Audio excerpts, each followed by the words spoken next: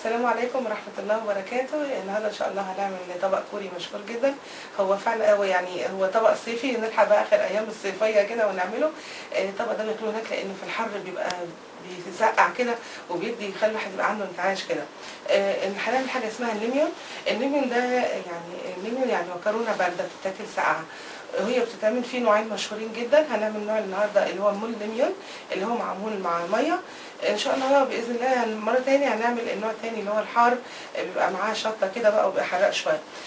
الليميون اللي بنستعملها هي المكرونه، نوع من انواع المكرونه الكوريه لو لقيناها متوفره، يعني اللي هي النوع ده ان شاء الله. النوع ده بيتعمل من مكرونه غامقه زي ما احنا شايفين، وده لانها معموله من دقيق القمح الغامق او الحنطه السوداء. يعني بتتميز بانها بتشرب الطعم اكتر طبعا، وهي لانها قمح غامق هي اكيد صحيه اكتر. لو جبنا الكيس دون هنلاقي معاه الصوص بتاعه، هنلاقي دايما معاه اكياس كده، اكياس زي كده فيها الصوص ده. مجرد ان احنا بنطلعه وبنحطه مع حوالي 260 مللي ميه، ندوبه ونحط معاه المكرونه المسلوقه، خلاص مفيش مشكله. لكن لو ما لقيناهوش متوفر ممكن ان احنا نستعمل نفس الطريقه اللي هنعملها النهارده بالمكرونه دي. دي مكرونه صيني متوفره في السوق، يعني هنلاقيها بسهوله قوي. لما كانش بقى ده او ده ممكن ان احنا نستعمل المكرونه اللي هي السباكيتي، بس بتبقى رفيعه شويه. طبعا عشان ما فيش الصوص، يعني او لو في الصوص مش متوفر عندنا هنعمل احنا الصوص. هو دايما بيتعمل بشوربه لحمه، لكن لو مش عايزين اللحمه او مش هنستعمل لحمه ممكن ان احنا نجيب مثلا 2 مكعب مرقه لحمه ونستعمله. هنحتاج بصل عشان سلق اللحمه وتوم. هنحتاج فجل ده التنكيه بتاع الطبق، وخيار وكمثرى، طبعا حاجات صيفي. البيض ده مسلوق، يعني مجرد ان احنا بنجيب البيض ونحطه مع ميه يغلي لمده 10 دقايق. ده بيض مستوي مسلوق ما فيهوش اي حاجه.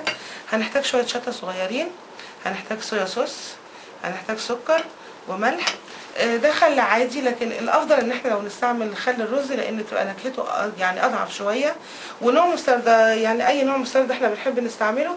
لكن لو انت في كوريا او عندك يعني متوفر ان انت تجيب المستردة البودر، يبقى الافضل ان احنا نستعمل مستردة بودرة. هنبتدي اول حاجه باللحمه. واللحمه زي ما احنا عايزين ان انا احطها في ميه، الميه دي ساقعه واللحمه لونها ابيض، لان انا عايزه ما يبقاش فيها اي لون احمر او اي اثر للسائل اللي بيخرج منها. فانا نقعها في ميه ساقعه، يعني حوالي 250 جرام 150 جرام، مش مشكله. يعني هي احنا بنحتاج شرايح قليله نحطها في الطبق. دول حوالي 6 أو 7 كوبايات ميه بنحطهم، وبنحط معاهم بصله. لو في بصل اخضر او نحب نضيف بصل اخضر نحط. ده توم، ده حوالي معلقه صغيره فلفل صحيح. وبسيب بقى ده يغلي على النار لحد ما اللحمه تستوي. جميل قوي. بعد ما تستوي بقى هي بقى يعني دي الخطوه المهمه في الليمون، ان احنا هنشيلها من على النار ونسيبها تبرد، وبعدين نحطها في التلاجة لحد ما تبرد خالص. هنقطع الخيار شرايح رفيعه زي ما احنا شايفين كده، على قد ما نقدر نرققها، علشان دي هنستعملها للتجميل في الاخر ان شاء الله. كل اللي هنعمله ان احنا هنحطها كده، نفردها ونديها رشة ملح صغيرة، رشة صغيرة خالص، ونقلبها فيها.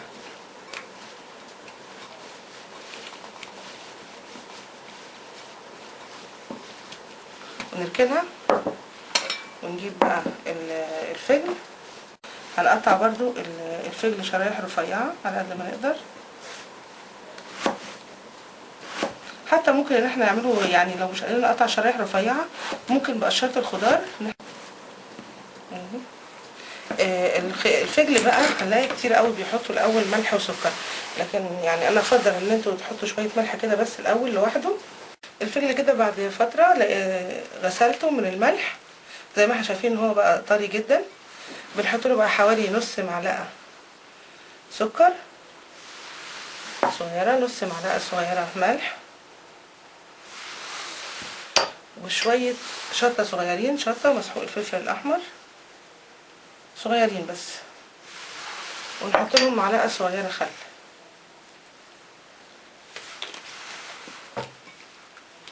انا هنا استعملت كمثرى لانها دلوقتي متوفره. ممكن لو مفيش كمثرى نستعمل تفاح، ممكن لو مفيش تفاح ان احنا ما نستعملش اي حاجه، فمفيش مشكله. ونبتدي بقى نقطعها برده نص هلال او نص قمر زي ما بيقولوا، برده شرايح رقيقه.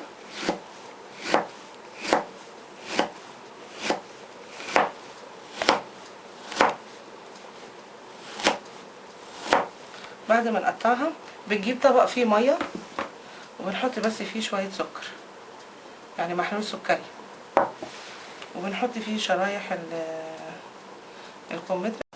هنحتاج عشان نعمل الصوص بتاع معلقه مستردة، زي لو في مستردة بودره نحط المستردة البودره مع الميه الاول، معلقه صغيره سكر، معلقه نص معلقه كده ملح، معلقه صغيره صويا صوص،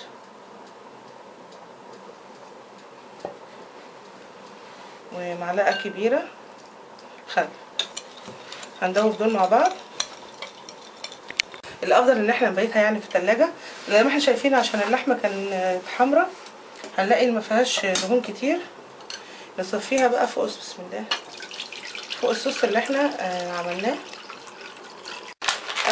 هناخد حوالي يعني الفرد الواحد حوالي 140 جرام من النودل دي، على حسب الكميه اللي احنا بنحب ان احنا ناكلها، في ميه مغليه. بسم الله. وهحطها النودل دي يعني مجرد ما تنزل في الميه هي دقيقتين ل3 بالظبط، مش اكتر من كده. على طول بناخد النودل من الميه السخنه ونحطها في ميه بارده. لو لاحظنا ان هي مطلعه نسبه نشا كبيره، وهما بيبقوا حريصين قوي ان هما يغسلوها كويس قوي من النشا اللي فيها. هناخد بقى كميه كده من النودلز دي، يعني على قد فرد ما ياكلها. الحقيقه انا بعرفش الفها لفتهم هم يعني ممتازين في لفها. بسم الله. هنحطها كده في الطبق. هنقطع اللحمه كده شرايح رفيعه بعكس اتجاه الانسجه بتاعتها. هناخد كده كذا شريحه من اللحمه ونرصهم، ونرص قصادهم قطع من الفجل، نعملهم كده. بعدين الكمثرى والخيار،